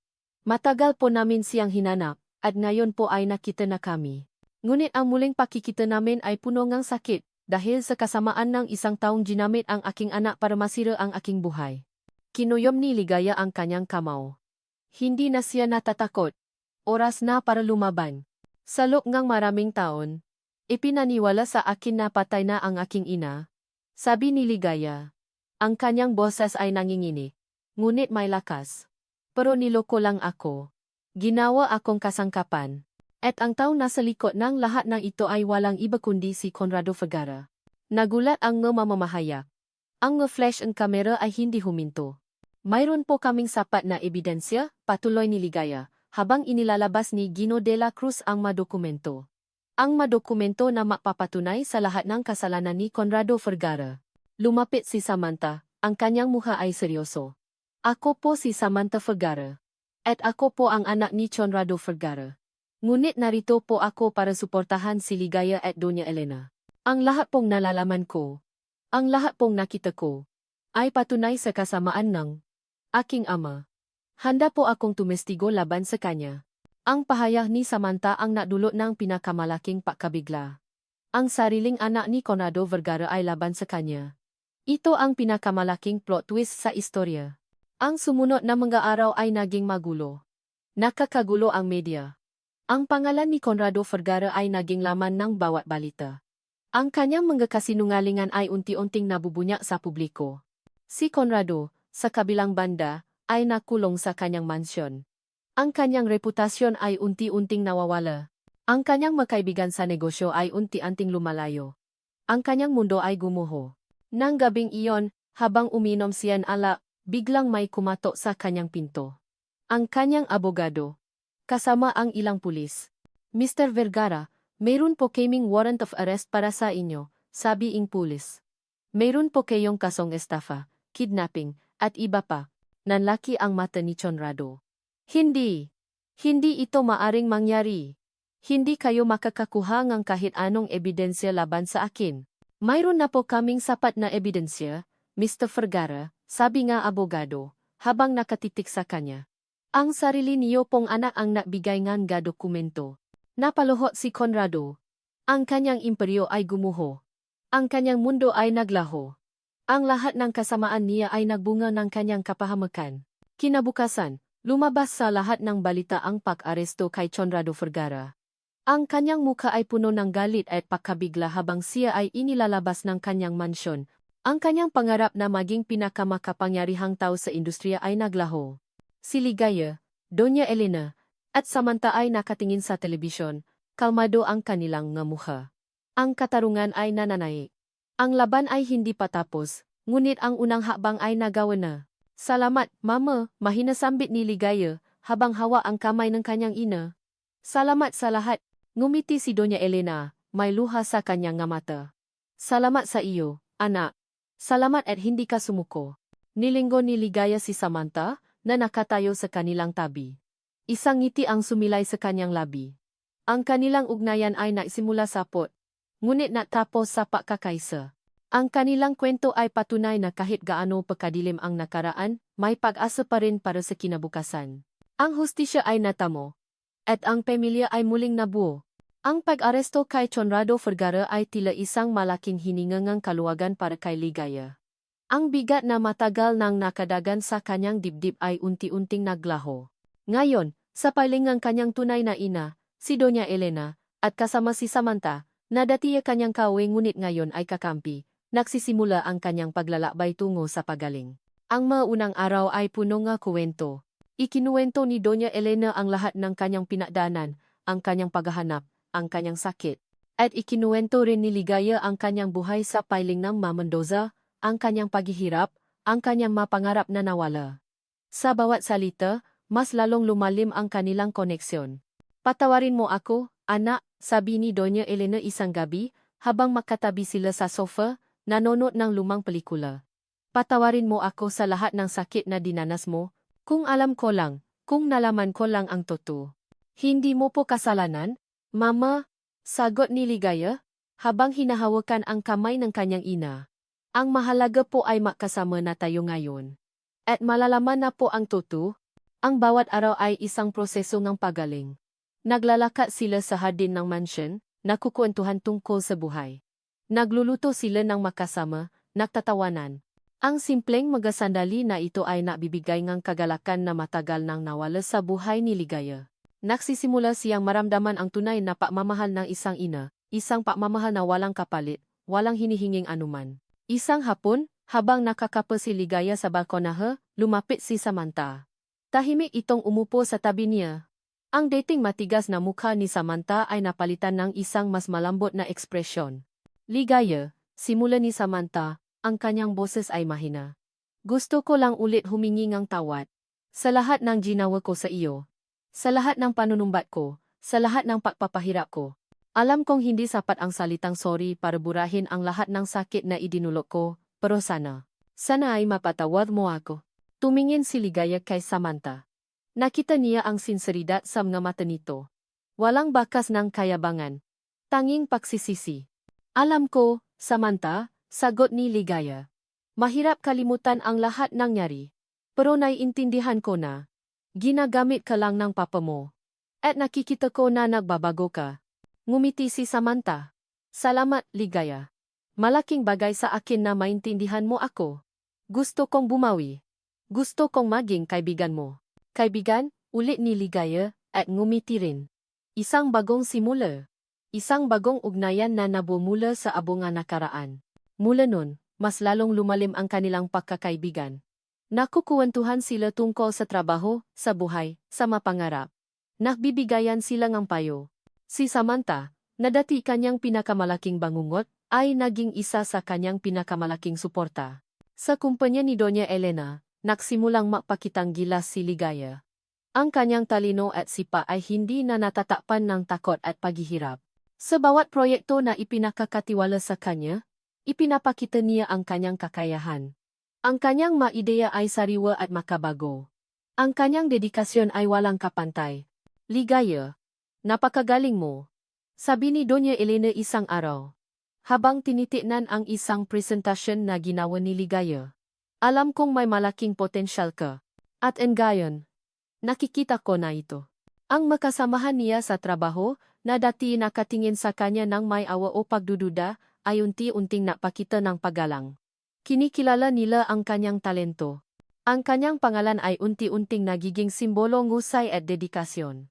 Magaling ka talaga, Ligaya, sabi ni Samantha isang araw, habang naglalakad sila sa hallway. Hindi ko akalain na ganito kakagaling. Sana ay mas maga kitang nakilala, ngumiti si Ligaya. Ang kanyang pagiging kinikilala sa trabaho ay hindi lamang tungkol sa tagumpay, kundi tungkol sa pagpapatunay sa kanyang sarili. Ang kanyang halaga ay hindi nakasalalay sa kung ano ang sinasabi ng iba, kundi sa kung ano ang kaya niyang gawin. Isang hapon, nakpasya si Ligaya na bisitahin ang puntot ni Mangkado. May isa siyang pumunta. Nadala siya ng bulaklak at nilinis ang puntot. Naupo siya sa harap nito, tahimik. Mangkado, mahina niyang sambit. Salamat po sa lahat. Salamat sa pag-alaga niyo sa akin, kahit pa alam kong hindi niyo po ako tunay na anak. Salamat po sa sulat na iniwan niyo. Dahil po doon, nalaman ko ang totoo. At dahil po doon, nakita ko ang tunay kong pamilya. Naramdaman niya ang painit ng kanyang mata. Pinapatawad ko na po kayo, Mangkardo. At pinapatawad ko na rin po si Aling Nanita. Alam kong hindi po niyo ginusto ang lahat ng nangyari. Sana po ay mapayapa na kayo. Ang pagpapatawad ay hindi para sa kanila, kundi para sa kanya. Ito ang susi sa kanyang pagaling. Ang pagbitaw sa galit at sakit ay nagbigay sa kanya ang kapayapaan. Habang nakaupo siya doon, naramdaman niya ang isang malami na hangin na yumakap sa kanya. Tila ba isang yakap mula kay Mangkardo, isang senyales ng pagtanggap at pagpapatawad. Pag-uwi niya sa mansion, sinalubong siya ni Doña Elena. Ligaya, mayroon akong natanggap na sulat. Mula sa isang malayo nating kamaanak sa probinsya. Mayroon siyang ipinadala na lumang litrato. Inabot ni Doña Elena ang isang lumang sobra. Kinuha ni Ligaya ang litrato. Isang itim at puting larawan. Nakita niya si Doña Elena, bata pa, nakangiti. At sa tabi niya, isang lalaki. Isang lalaki na hindi niya kilala. May kakaibang pamilya sa mukha nito, ngunit hindi niya matukoy. Sa likod ng litrato, may nakasulat na mga salita, sa lumang sulat kamay. Elena, anak, huwag mong kalimutan ang iyong kapatid. Ang sikreto ng pamilya. Ang lahat na ito ay para sa iyo at sa iyong kinabukasan. Ang iyong ama. Nanlaki ang mata ni Ligaya. Kapatid. Sino ang lalaking ito? At anong sikreto ng pamilya? Ang kanyang buhay ay tila isang walang katapusang palaisipan. Ang isang kabanata ay natapos, ngunit isang bagong kabanata ng mga sikreto ang nagsisimula. Ang paaresto kay Conrado Vergara ay tila isang malaking pader na gumuho na bibigay ng daan para sa isang bagong simula. Sa managdaang linggo, ang mensyon ni Doña Elena ay naging kanlungan ni Ligaya, isang lugar kung saan niya natagpuan ang kapayapaan at pagmamahal na matagal nang nawala sa kanyang buhay. Ang kanyang puso ay punong kagalakan. Isang pakiramdam na dati hindi niya akalaing mararamdaman pa. Isang gabi, nahanda si Doña Elena ng isang simpleng hapunan para sa kanilang tatlo. Siya, si Ligaya, at si Samantha. Ang mesa ay puno ng masasarap na pagkain, at ang hangin ay puno ng tawanan at kwentuhan. Ligaya, alam mo ba, simula ni Doña Elena, habang nakangiti. Simula nang dumating ka, tila ba bumalik ang liwanag sa bahay na ito. Ang tagal ng walang ingay, walang buhay. Opo, Mama, sagot ni Ligaya, habang hinahawakan ang kamay ng kanyang ina. Salamat po sa lahat. Salamat po sa pagtanggap niyo sa akin. Wala kang dapat ipapasalamat, anak. Sabi ni Doña Elena. Ikaw ang sagot sa aking mapanalangin. Ngumiti si Samantha. Tama po si Ma'am Elena, Ligaya. Malaki ang naitulong mo sa amin. At masaya ako na naging kaibigan kita. Salamat din, Sam, sagot ni Ligaya. Salamat sa pagtulong mo sa amin. Hindi ko akalain na magiging makaibigan tayo. Naktawanan silang tatlo. Ang kanilang ugnayan ay nagsimula sa put at paghihirap, ngunit natapos sa isang matibay na pagkakaibigan at pagmamahalan.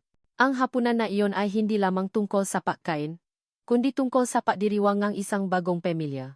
Sa kumpanya, patuloy na napakitang gilas si Ligaya. Ang kanyang nga ideya ay laging sariwa at makabago. Ang kanyang dedikasyon ay walang kapantay. Sa bawat proyekto na ipinakakatiwala sa kanya, ipinapakita niya ang kanyang kakayahan. Isang araw, ipinatawag siya ni Doña Elena sa kanyang opisina. Ligaya, mayroon akong magandang balita para sa iyo, simula ni Doña Elena, habang nakangiti. Gusto kong ikaw ang maging bagong creative director ng kumpanya. Alam kong kaya mo. At alam kong ikaw ang pinakamagaling para sa posisyong ito.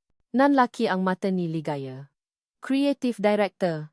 Ito ang posisyon na matagal na niyang pinangarap. Ang posisyon na dati tila impossible para sa kanya. Salamat po. Mama, mahina niyang sambit, habang umiyak sa tuwa. Maraming salamat po. Wala kang dapat ipapasalamat, anak. Sabi ni Doña Elena. Pinahirapan mo ito. Karapat dapat ka rito. Ang balita ay kumalat sa buong kumpanya. Ang lahat ay nagulat, ngunit mas marami ang natuwa.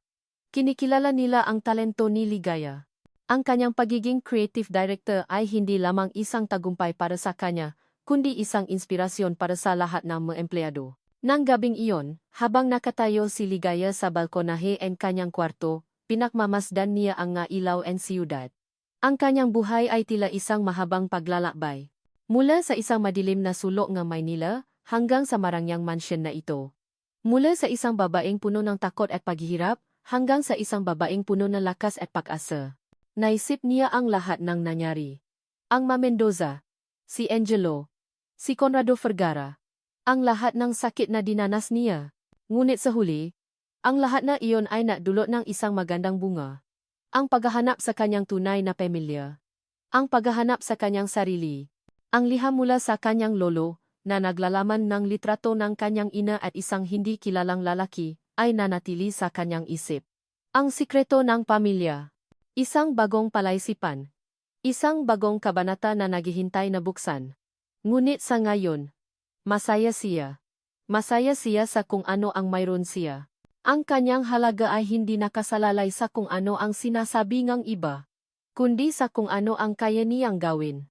Ang kanyang kaligayahan ay hindi nakasalalay sa kung ano ang ibinibigay ng iba, kundi sa kung ano ang kaya niyang ibigay. Isang araw, habang naglalakad si Ligaya sa parke, nakita niya ang isang pamilya na muka. Si Gino de la Cruz. Nakaupo ito sa isang bench, nagbabasang diaryo. Sir Gino, bati ni Ligaya, habang lumalapit. Ngumiti si Gino. Ligaya. Ang ganda ng araw mo ngayon, ah. Opo, Sir Gino, sagot ni Ligaya. Salamat po sa lahat ng tulong niyo. Kung hindi po dahil sa inyo, hindi ko po malalaman ang totoo. Wala iyon. Ligaya. Sabi ni Gino. Masaya ako na nakita mo ang kaligayahan mo. At masaya ako na nakita mo ang tunay mong pamilya. Napakagatlabi si Ligaya. Sir Gino, tungkol po sa litrato na ipinadala ng lolo ko. Mayroon po ba kayong alam tungkol sa lalaking kasama ni Mama sa litrato? At sa sikreto ng pamilya? Ngumiti si Gino, Isang ngiting puno ng misteryo. Ah, ang sikreto ng pamilya. Malalim iyan, ligaya. Malalim na malalim. Ngunit sa ngayon, mag-enjoy ka muna sa buhay mo. May tamang panahon para sa lahat ng bagay. Nagtapos ang usapan. Ngumiti si Ligaya. Alam niyang mayroon pang mga sikreto na kailangan niyang tuklasin. Ngunit sa ngayon, masaya siya. Masaya siya sa kung ano ang mayroon siya. Nakatayo si Ligaya sa ilalim ng sikat ng araw, nakangiti. Ang kanyang mamata ay puno ng pag-asa. Ang kanyang puso ay puno ng kagalakan. Ang kanyang buhay ay tila isang bagong pahina. Handang sulatan ng mga bagong kwento. Isang lalaki ang dumaan sa tabi niya, at naktama ang kanilang mga mata. Ngumiti ito sa kanya, at ngumiti rin siya pabalik. Isang simpleng ngiti, ngunit puno ng paasa. Ang kanyang paglalakbay ay hindi pa tapos. Ang kanyang kwento ay patuloy na isusulat.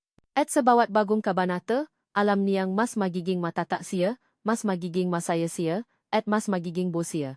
Ang araw ay sumisikat, at kasama nito ang paasa. Ang kanyang puso ay puno ng kagalakan. Ito ang simulang ng isang bagong buhay. Ang simulang ng kanyang tunay na kaligayahan. At dito natatapos ang kwento ni Ligaya, Doña Elena, at Samantha. Maraming salamat po sa inyong lahat, aming minamahal na mamambabasa at tagapakinig, sa paglalakbay na ito kasama namin. Isang karangalan po para sa amin na kayo ay naging bahaging bawat pahina, bawat kabanata, at bawat damdamin na aming isinulat. Ang paglikha po ang kwento ni Ligaya ay isang personal na paglalakbay din para sa aming nga manunulat. Mula sa kanyang nga luha nga kalungkutan hanggang sa kanyang nga ngitingang tagumpay, bawat emosyon ay aming pinahirapan upang maging makatotohanan at makulay. Nais po naming ipadama sa inyo ang bawat sakit, bawat pagsubok, at bawat pagbangon na naranasan ng aming makarakter. Sa pamamagitan po en kwento ni Ligaya, nais naming ibahagi ang mensahe en paasa sa gitna en kadiliman. Ang kapangyarihan en pagpapatawad na nakpapalaya sa ating kaluluwa. At ang walang hanggang lakas ng tunay na paibig-paibig sa pamilya, sa kaibigan, at higit sa lahat, paibig sa sarili. Nawai matutunan natin na kahit gaano pakalaki ang mga hamon, mayroong laging pagkakataon para sa bagong simula, para sa pagaling, at para sa paghahanap ng ating tunay na halaga. Ang bawat isa po sa atin ay mayroong sariling kuwenton pakikipaglaban at pagtagumpay. Sana po, ang kuwento ni Ligaya ay nagbigay inspirasyon sa inyo na patuloy na lumaban, patuloy na umasa, at patuloy na maniwala sa kapangyarihan ng kabutihan. Muli, mula po sa kaibuturan ng aming puso, maraming salamat po sa inyong suporta at pagmamahal. Nawai manatili po ang kwento ni Ligaya sa inyong puso at isipan. Ano po ang inyong naging damdamin sa pagtatapos ang aming kwento? Masaya po kaming marinig ang inyong nga salobin. Kilig Kava TV.